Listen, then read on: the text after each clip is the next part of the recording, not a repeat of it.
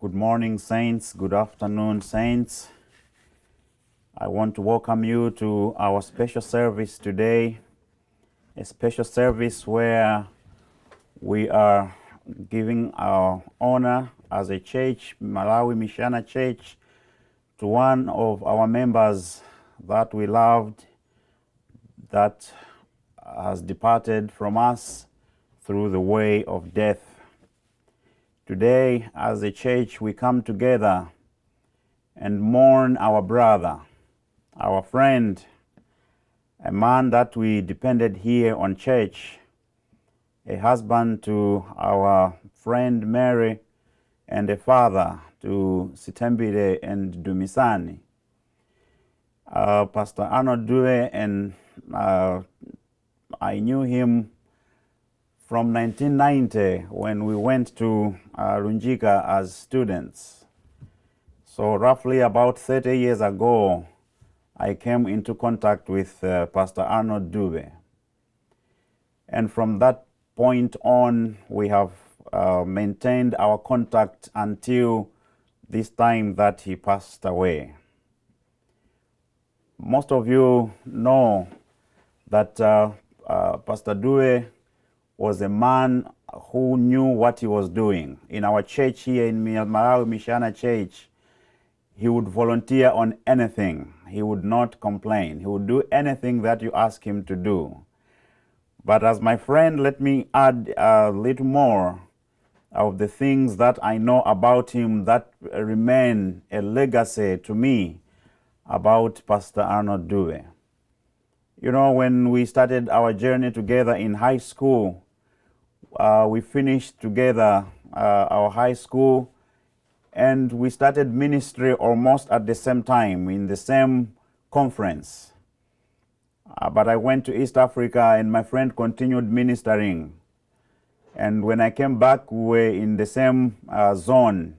He was a church pastor at Mzuzu Central. I was a church pastor at Chivavi.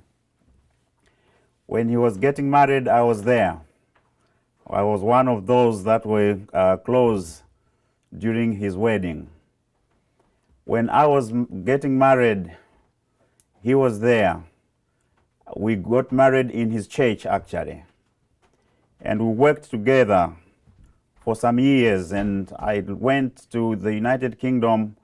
I left him at home. We maintained our contact. We always talked about something. And when I came back, I was working at Malawi Adventist University. That's the time he came here in the United States. Before he came here in the United States, we were actually ordained together on the same day at Maramuro Church in 2009. Arnold was my friend. There are only 4 people in our group that had the title of Mrara. Mrara means big man, and Arnold was my big man. Today I come to you and mourn my friend. He was a great man. He was a good man. When you hear from other friends how much he helped them financially, different local churches back home in Malawi, how he helped some people that had no school fees in some schools back home in Malawi, you wonder how he managed to maintain the relationships that he had with different people at different levels. God blessed Pastor Dube with unique and rare talents that the people that have gone, that came closer to him, into contact with him, were blessed when they had talked with him.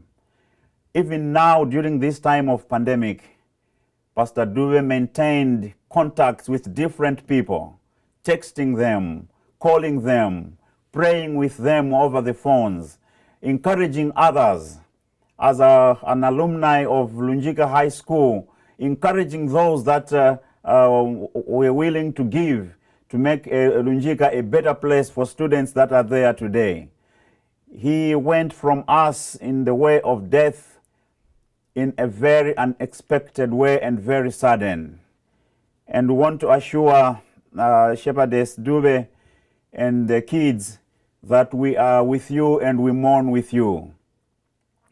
And we also want to today encourage you, shepherdess and the PKs, and everyone who is watching and listening to this program, that Pastor Dube, as a man of God, preached a sermon which was a summary of what he believed. And it is because of that that we don't want to mourn as those who have no hope. We want to mourn Pastor Dube as those who have hope, hope in the resurrection and hope in the future. That although he has departed from us in the way of death, there's a day that is coming when Christ shall come and the dead in Christ shall rise. Pastor Dube will be one of those that will rise. And those of us that will be alive will be caught up, and together we'll go and meet the Lord. May this hope remain with us. May his legacy help us to always put our eyes fixed on Jesus, so that when he comes, we shall meet our loved ones. We shall be with them again forever and ever. And today, in his honor, I will read with you from the book of Revelation, chapter 14, and I'll read verse 13. And before I do that, let's bow our heads in prayer. Our loving Father, you know your daughters and your sons are in mourning because one of us has been taken away from us through sudden death. And so I pray that as I read your word, let it be an encouragement to Mrs. Dube. Let it be an encouragement to Sitembile and Dumisani. Let it be an encouragement to Malawi Michiana Church. Let it be an encouragement to the community at large. Let it be an encouragement to our brothers and sisters back home in Malawi, that although our brother has died, we believe in the resurrection, and that at your coming we shall see him. And so, Lord, help us to number our days, so that when you come, or if death can also come to us, it shall find us ready, and then we shall be with you forever. Be with us now as we go into your word in Jesus' name. Amen. Let me read with you first from the book of Revelation, chapter 14, and I'll read verse 13. Revelation chapter 14 and verse 13. Then I heard a voice from heaven say, "Write this, blessed are the dead who die in the Lord from now on.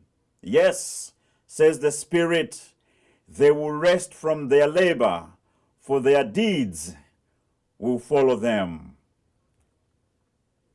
Now, in order for me to explain this verse properly, allow me to take you back to Genesis chapter 1, when God, with his word, created the universe. Everything that we see and everything that we don't see was created at his word. And when we read chapter 1 of Genesis, we find that when he had finished creating, God looked back to his 1 week of creation, including human beings, and he said, "This is very good." There was nothing wrong with his creation. He was happy with what he had done, his creation. But when we come to chapter 3, we find that man and Adam and Eve have come into contact with a snake, and through disobedience, our father, Adam and Eve, have found themselves on the other side of God's law. And because of that, pronouncements were done. So when we read chapter 3 of Genesis, we find God telling Adam that you are dust, and therefore to dust you shall return. That is what verse 19 says, chapter 3 of Genesis, verse 19. And from that point on, humanity have met calamity after calamity. Humanity have gone through different and difficult times of life, which culminates in death. Adam himself, while he was still alive, saw his son Abel dead because his own brother, Cain, had killed him. And problems continued piling up. But God had made a promise already that this pronouncement, that you are to dust and to dust you shall return, is not only for humanity, but that God himself will come and visit his people.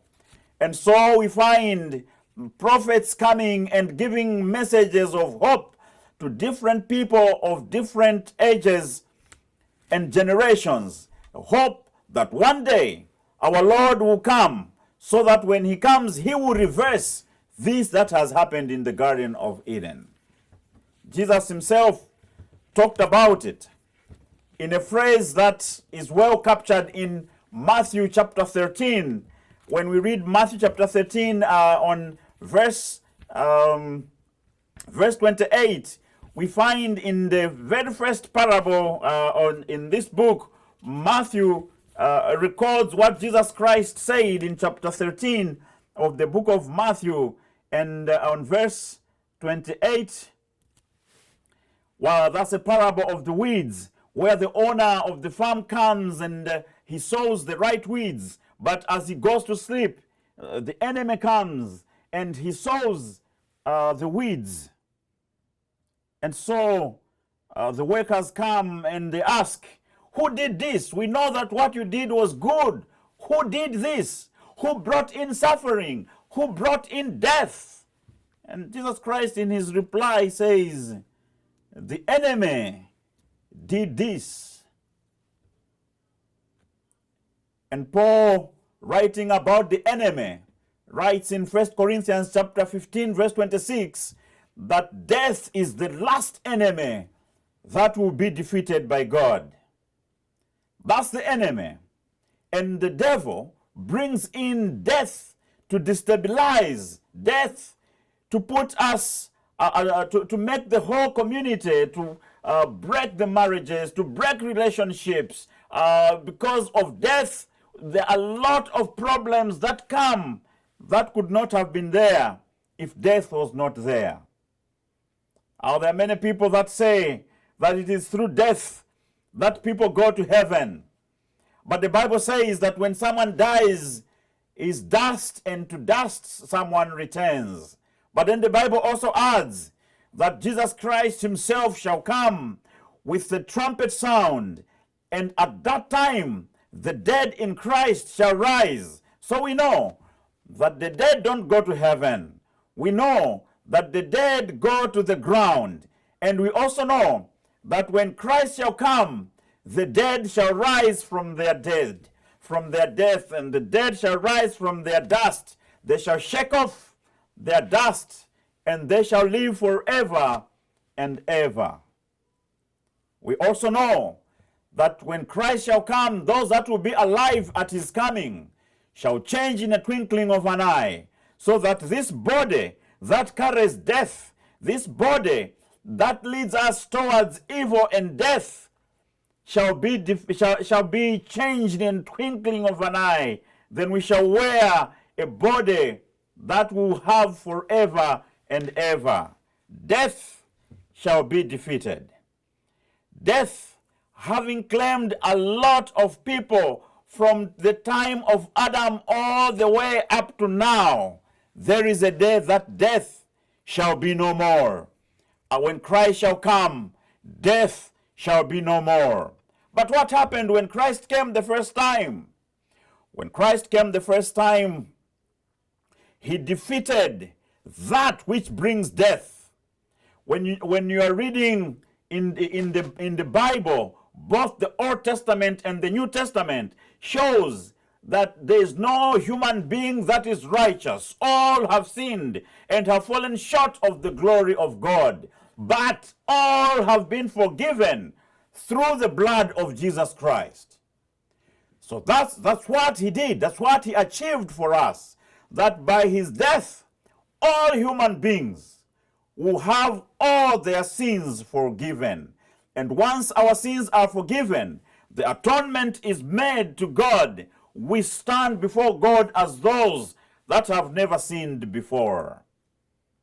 And that's the reason why when he shall be coming, those that today have lived a forgiven life, yes, those that have sinned and forgiven, yes, those that having lived this life of trouble, this life of sorrow, but maintained their focus on Jesus Christ, this forgiveness has been written into the book about them.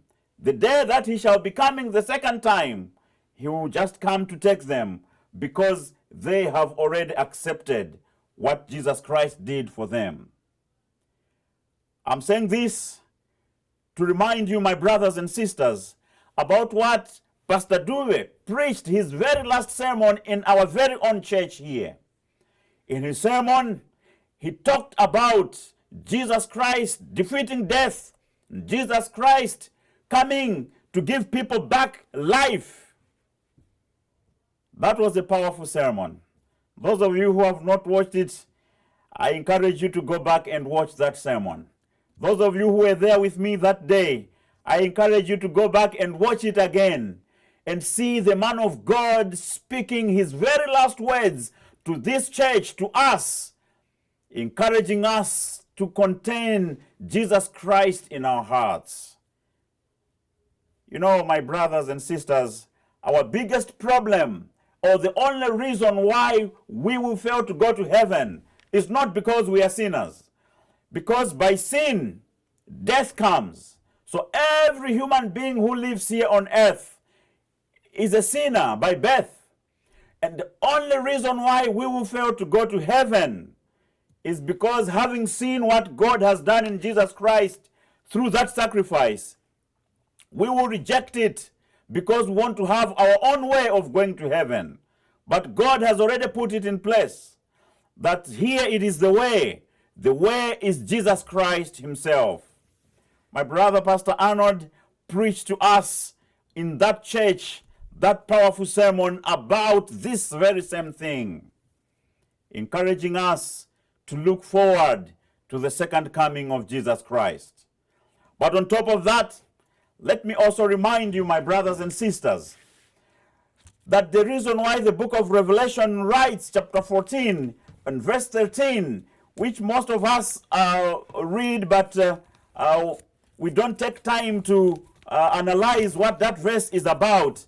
The reason why Revelation writes chapter 14 and verse 13 is not only to speak about the three angels, but also to speak about us. Because we human beings are important in the equation of heaven. And that is what we ought to understand even today. Even today, with the pandemic of COVID-19, that is claiming our own friends and our own brothers worldwide,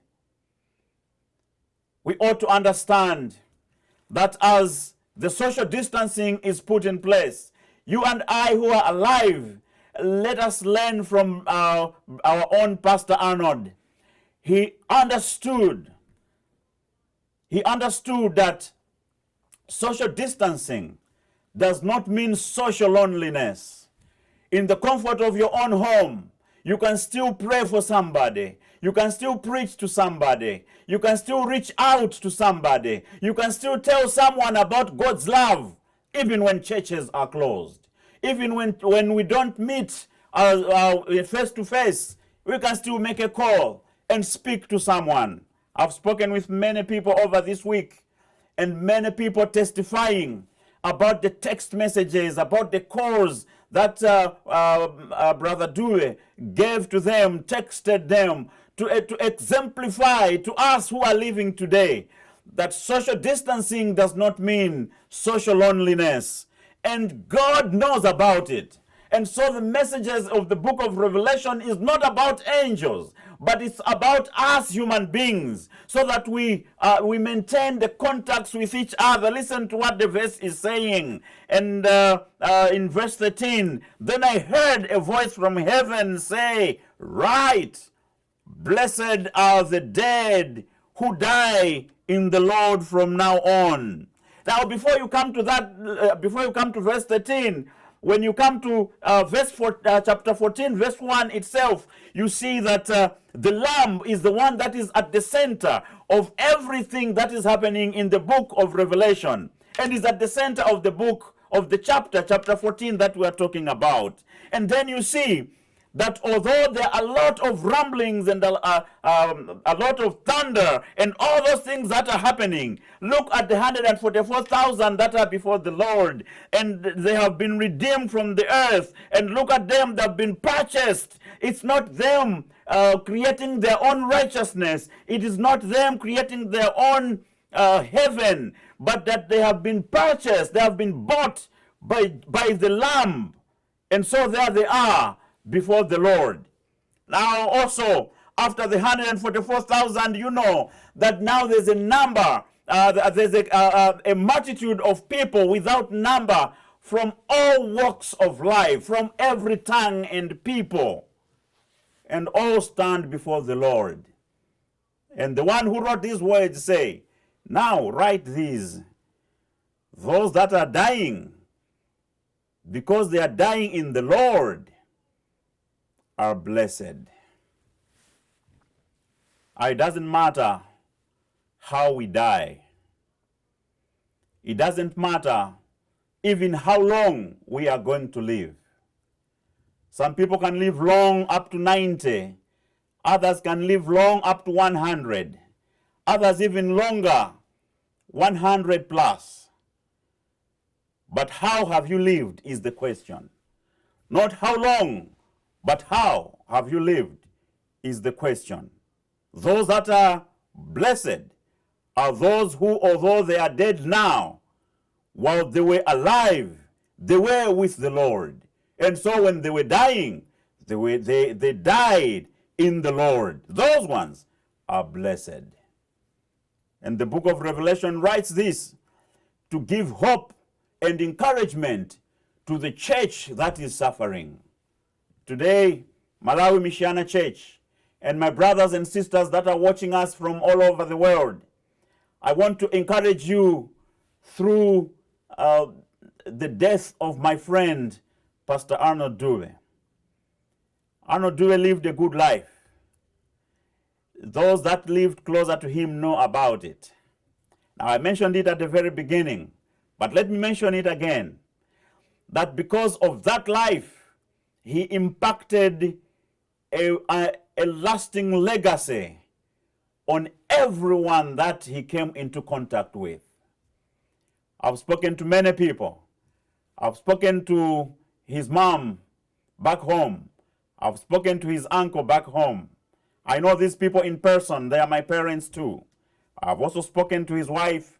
I've spoken to his kids.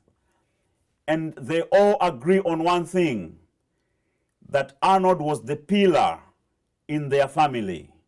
So when the Lord allowed it to happen, that Arnold can die while all these people are looking up to him, then the Lord is taking charge of the situation. And that's the reason why I want to give you an encouragement. The family, his wife Mary, and the kids, and the relatives, and the friends. He mentioned while he was alive about his friends. His very last sermon, he said, I do not preach without Uncle T singing a song. That's how close these friends are. And he has many friends in this church, Malawi Michiana. All of us were his friends, Pastor Dube. As he lies in state, I want to encourage you, let us take something from his life and let us live with it and emulate it to others. Let his legacy continue through our picking some good things that we have seen in him, that he has taught us, maybe with words, but also with deeds. And that by doing that, we shall continue preaching Christ until we shall see him come. There's a loss that has happened among us. A loss to the family, a loss to the church, a loss to the community. But this is a community of believers, a community that looks forward to the day when we shall see Pastor Dube again, a community that looks forward to the day when death shall be defeated. We look forward to the day when those that have died in the Lord, shall rise up and shall go to heaven. A day that we are looking forward, that in case he comes when I'm still alive, I will be able to change in a twinkling of an eye and meet my brothers and sisters and my fathers and mothers and aunts, and then together we'll go and meet him in the air.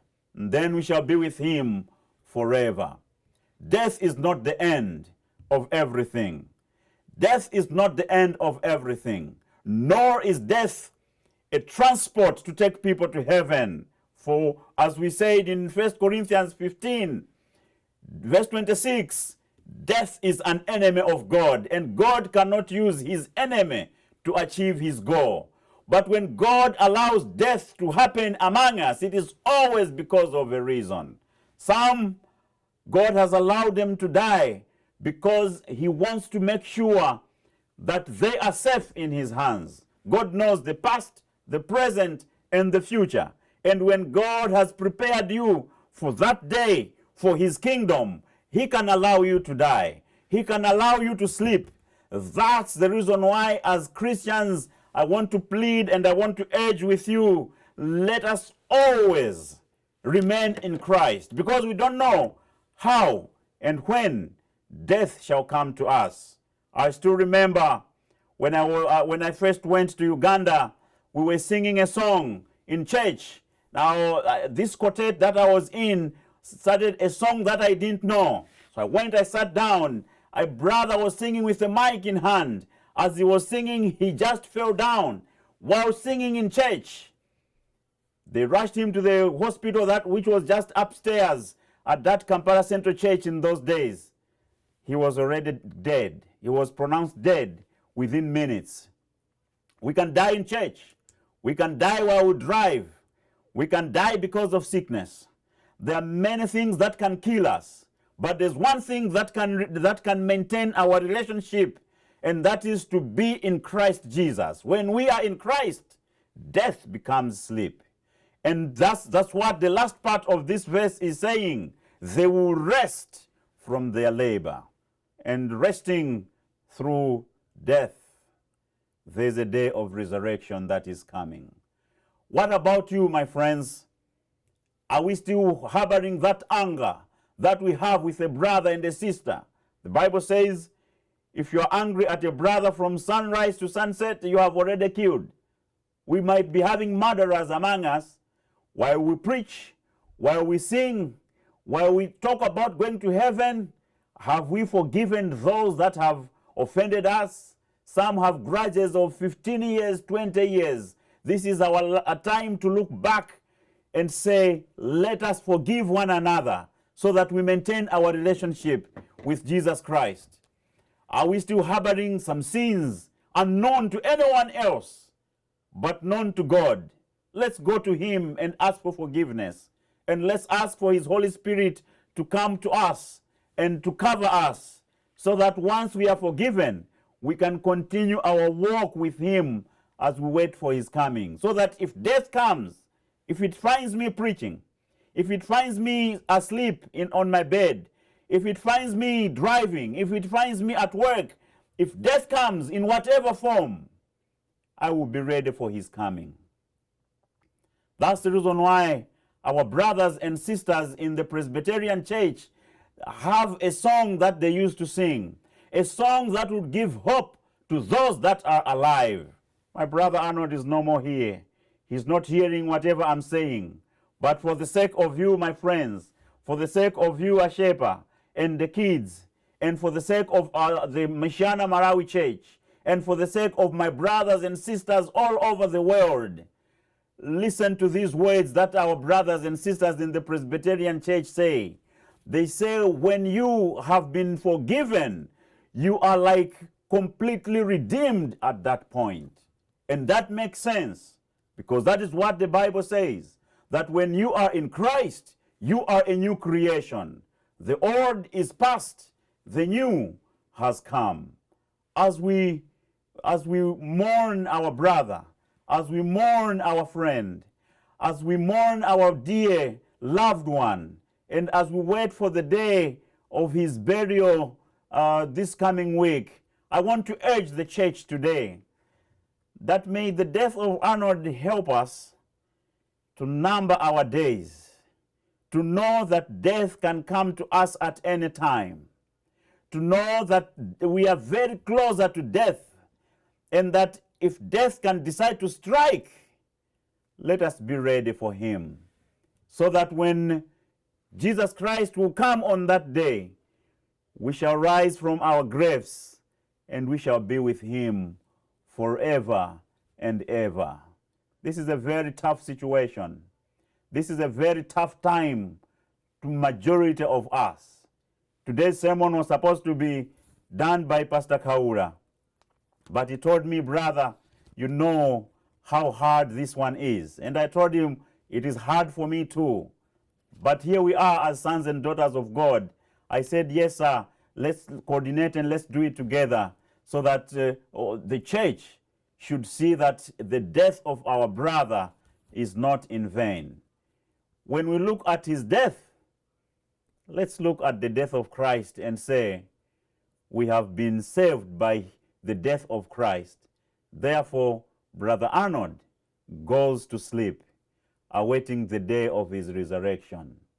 Sister Mary, Stembile, and Dumisani, I want to assure you as a church, as Malawi Michiana Church, that we will stand by you. We know that death is not the final destination. We know that resurrection is coming. So as a church, we will stand with you. We will continue giving you encouragement. We will mourn with you. And God willing, at his time of coming, when we shall be going to heaven, let us remain faithful, that we shall all go together and we shall have forgotten everything that has happened this week. The brothers and sisters sang this song, Ndawakwananga, Ndapona, Goliwoli, Rasutuka. Listen to this. Ndawakwananga, Ndapona, Goliwoli, Rasutuka, Landifyenyanga msingomo, Yesu waka ndiwombora. Ndasutuka, ndawombokwa, Yesu waka lamkatimo, wakuyanane mzioni, vatu vava kuhenera. Our Heavenly Father, your sons and daughters meet today in mourning because of our own brother, our friend, a husband to Mary, and father to Stembile and Dube, our own leader in this church, because of his death. And so I pray that, Lord, may you bless his family more abundantly. Lord, may you encourage them and comfort them. He has left here in Michiana Church his wife, his son, his daughter, and his cousin. But he has also left his mom and his brother back home. He has friends all over the world. And as we mourn together, Lord, I ask that may you cover your sons and your daughters. May you cover your people with the comfort that a day is coming when we shall meet our brother again. And may you comfort and encourage each one of us to remain faithful to you, so that when you come, the whole of us who have been affected by the death of our brother, looking at his legacy, will have amended our ways and come closer to you than ever before, so that we can be with you, so that we can see our brother again, and we can be happy forever and ever. I pray, Heavenly Father, that you bless your sons and daughters. I pray, Heavenly Father, that where humanity cannot reach, in your own wisdom, I pray that, Lord, reach out to his family and tell them that you still love them. And let them see through this death that, Lord, you are closer to them than ever before. As we continue with our worship, I pray, Heavenly Father, that you look on your sons and your daughters with pity and forgive us of all the wrongs that we have done to each other. And if there are others that have not have their names written in the book of life, that, Lord, may today be a day that will make reconciliation with you, so that we have our own salvation through the legacy of our brother that we are seeing today. Bless us today and walk with us until you come on the clouds of glory. For this is my prayer through the name of our Lord Jesus Christ. Amen.